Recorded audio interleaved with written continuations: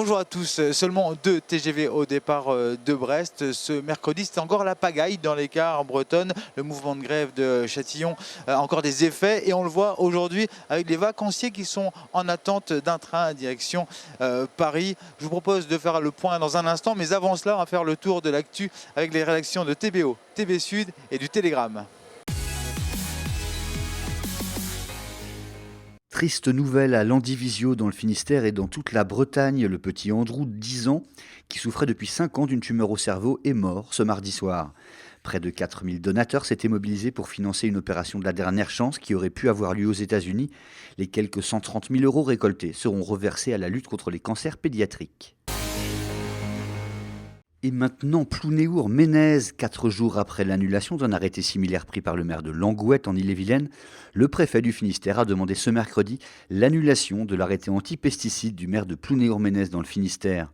Devant une salle comble, l'édile a mis en avant des circonstances locales particulières et la carence de l'État pour agir. Décision la semaine prochaine. Depuis l'arrêté brétilien, plus de 100 communes françaises se sont engagées dans cette voie.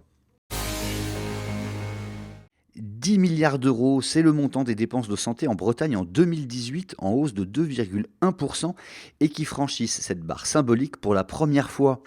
En cause l'augmentation de la population, mais aussi son vieillissement, ainsi que la forte hausse des dépenses de santé publique. En moyenne, les dépenses de santé en Bretagne se montent à 2 220 € par habitant. Opération de contrôle à la gare maritime de Quiberon dans le Morbihan ce mercredi matin où les passagers à destination de Belle-Île ont été soumis au flair d'un chien spécialisé dans la détection de stupéfiants, d'armes, de munitions et de billets. Bilan, rien de suspect. Les gisements de coquilles Saint-Jacques des Glénans au large de Concarneau dans le Finistère sont sous surveillance. Alors que la pêche doit y ouvrir le 2 décembre, des prélèvements ont eu lieu ce mercredi matin pour s'assurer de leur état toxicologique, en particulier de la quantité de toxines amnésiantes présentes dans les coquilles. 2 autres opérations similaires doivent avoir lieu avant d'autoriser la pêche sur zone.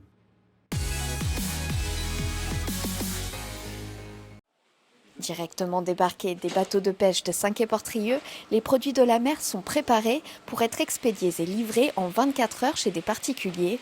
La veille, les clients ont passé commande sur le site de l'entreprise, baptisé Luximer. On a une quarantaine de colis aujourd'hui qui doivent partir de Saint-Quay. Là, nous sommes préparés des blancs d'encornets.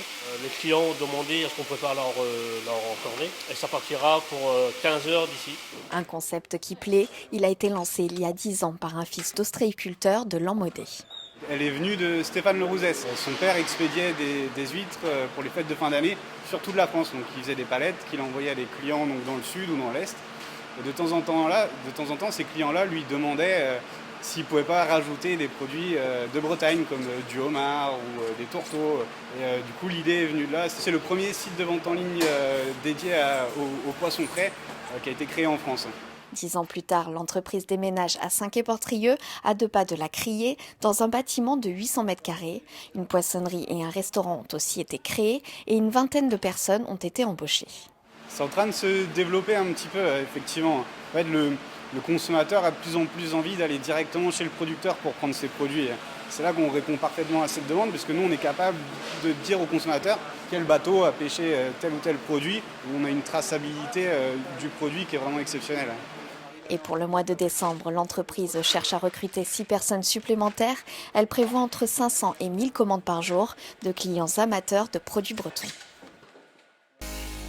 Le Saint-Paul-Morlaix, c'est plus de 8000 sportifs qui concourent sur plusieurs distances. Pour permettre aux champions de réaliser des performances et aux sportifs du dimanche de se surpasser, une armée de 600 bénévoles s'active plusieurs jours avant l'événement.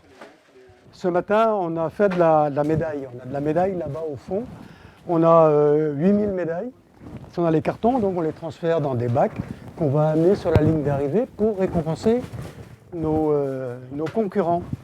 Certains comme Michel et son copain Roger sont bénévoles depuis plus de 20 ans. Je suis un peu vieux maintenant, mais j'ai couru pendant un nombre d'années assez grand. Et donc c'est un retour en fait à ce qu'on a pu profiter, on le rend. On a travaillé ensemble. Et puis quand il a appris que je prenais ma retraite, il s'est dit tu vas t'ennuyer, viens me donner un coup de main. 8000 coureurs participeront au Saint-Paul-Morlaix. André vérifie les bulletins d'inscription et les certificats.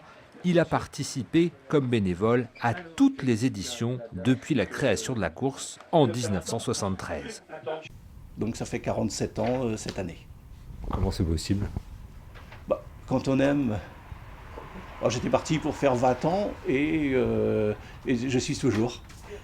Dans ces cartons, près de 10 000 t-shirts pour les coureurs. Là encore, les bénévoles sont sollicités et le premier d'entre eux, François, président depuis 20 ans. Que c'est certainement de l'ego, mais non, c'est pas de l'ego, c'est la réalité. Effectivement, 18-19 ans de présidence sur un tel niveau, je crois qu'en France, surtout dans le running, il n'y en a pas beaucoup. Tant que j'ai la passion et tant qu'on ne me dit pas « Bon François, prends ta retraite, tu déconnes complet », bon, je reste. Mais bon, c'est vrai que des fois, c'est un peu plus dur, mais ça le fait, ça le fait. Je suis motivé à 200%.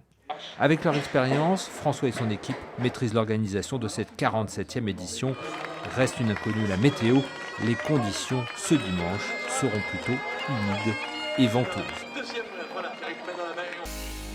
Un train lundi, 2 mardis et mercredi, quitter ou venir en Bretagne est un parcours du combattant. La situation dans les gares bretonnes est compliquée et les liaisons TGV quasi inexistantes. C'est encore la pagaille. La grève surprise du Technicentre de Châtillon bouscule le programme des vacanciers de la Toussaint. Militaire dans la Marine nationale, Justin revient de 3 mois de mer et tente de rentrer chez lui en Alsace. Justin, comment s'est préparé votre voyage?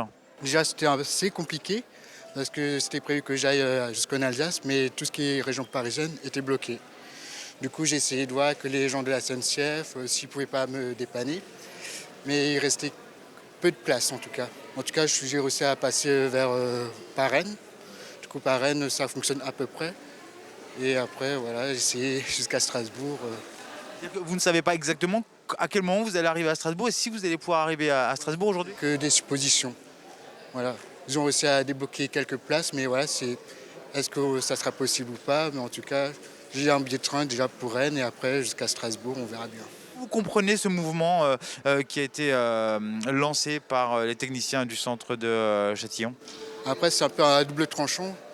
C'est bien d'avoir des idées pour dire non, stop, ça suffit. En même temps, pour nous, les utilitaires des trains, ça pose problème. Par exemple, si on veut voir quelqu'un qu'on n'a pas vu depuis longtemps, un enfant malade, c'est ça ce qui est un peu dérangeant. Ils peuvent dire stop, ça suffit.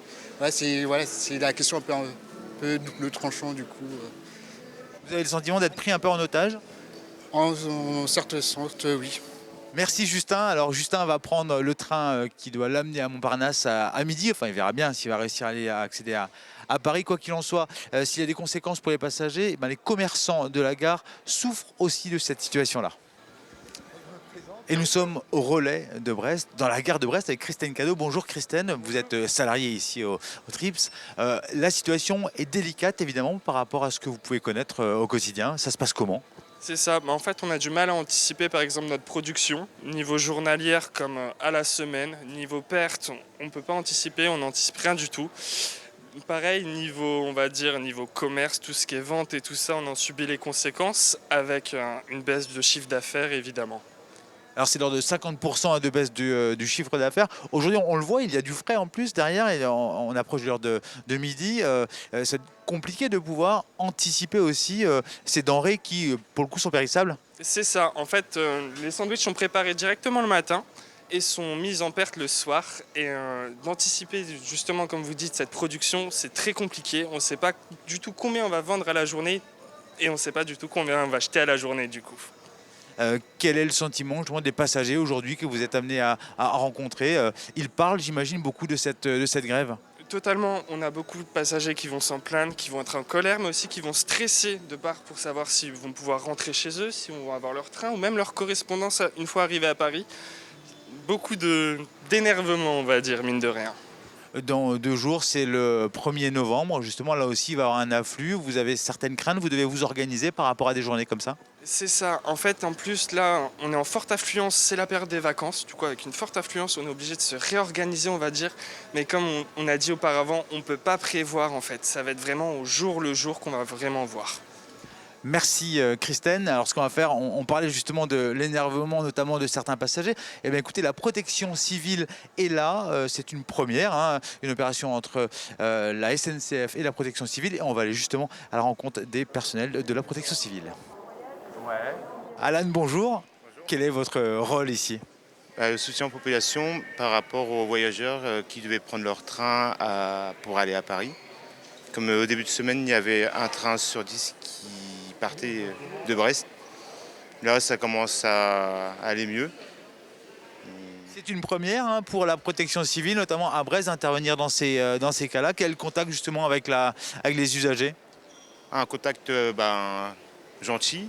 Après, ils sont un peu énervés, mais on essaye d'apaiser la chose en servant un café et une boisson et parler. Tout à l'heure, un commerçant me disait que, voilà, que les usagers étaient un peu énervés. Vous êtes là aussi pour temporiser un petit peu? C'est ça, on essaye. Après, s'ils sont trop énervés, on ne va pas essayer d'aller à la confrontation. Voilà. Merci Alan, ainsi s'achève cette émission. Demain, vous retrouvez Pauline Fercou qui vous parlera de la course à la Brest Atlantique. Ainsi s'achève cette émission. À très bientôt sur vos antennes locales.